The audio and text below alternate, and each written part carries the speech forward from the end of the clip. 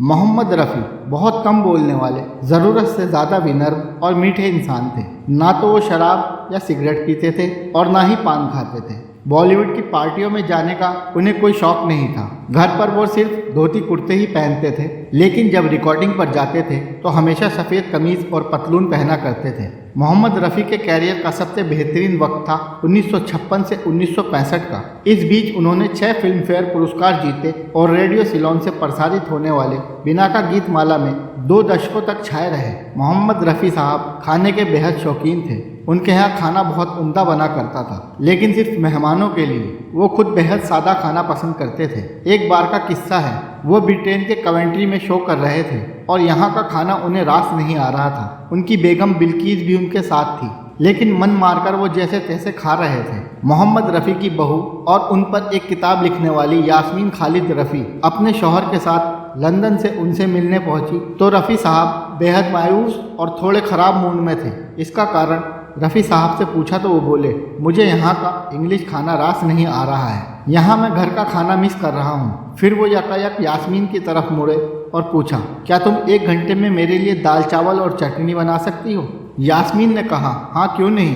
तो रफ़ी बोले, चलो लंदन तुम्हारे घर चलते हैं। यास्मीन ने थोड़ा हैरान परेशान होकर घड़ी की तरफ देखा। ठीक शाम के 4 बज रहे थे और रफ़ी साहब का शो ठीक 7 बजे होना था और कवेंट्री से लंदन आने जाने में कम से कम 3 घंटे अवश्य लगते। अब रफ़ी साहब को ना कहने का कोई सवाल ही नहीं उठता था। उन्होंने रफ़ी साहब को 7 बजे शुरू होने वाले उनके शो की याद दिलाई तो रफ़ी साहब बोले, किसी को बताने की ज़रूरत नहीं है, हम 7 बजे शो शुरू होने से पहले वापस कमेंट्री लौट आएंगे और मुझे घर का बना दाल चावल खाना है बस। आखिरकार रफ़ी साहब के आगे किसी की नहीं चली। रफ़ी, उनकी पत्नी बिल्कीस, खालिद और यास्मीन बिना किसी को बताए अपने घर लंदन उल्टे पैर वापस रवाना हो गए। लंदन में अपने घर पहुंचकर यास्मीन ने उनके लिए झटपट दाल चावल और चटनी और प्याज टमाटर का सलाद बनाया और उनके शौहर खालिद ने यास्मीन की मदद खाना बनाने में की और रफ़ी साहब को खाना परोसा और उन्होंने जमकर भोजन का लुत्फ़ उठाया। रफ़ी साहब ने घर का बना खाना लंदन में खाकर यास्मीन को बहुत दुआएं दी और ऐसा लगा जैसे किसी बच्चे को उसका पसंदीदा खिलौना मिल गया हो।